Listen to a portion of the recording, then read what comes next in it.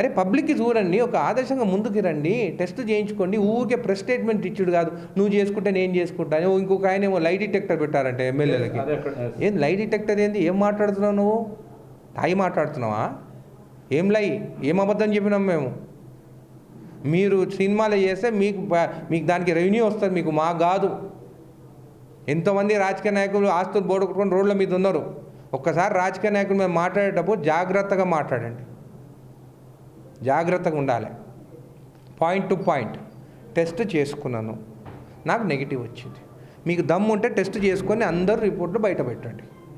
ఇది కాకుండా వేరే మాట్లాడితే మాత్రం నేను కూడా ఊడుకోను. నేను కూడా ఓపికతో ఉన్నా, జడ్చర్ల ప్రజలు కూడా ఓపికతో ఉన్నారు.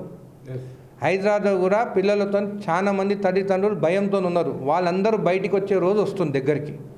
కాబట్టి మీరు స్టేట్మెంట్ ఇచ్చేటప్పుడు ఆలోచించి స్టేట్మెంట్ ఇవ్వండి. ఇది ఓన్లీ ఫస్ట్ స్టెప్. నేను ఫస్ట్ స్టెప్లో రిక్వెస్ట్ చేస్తాను, సెకండ్ స్టెప్లో మరొకసారి చెప్తాను, మూడోసారి మాత్రం తిరగబడతాను. అంతవరకు రానివ్వకండి.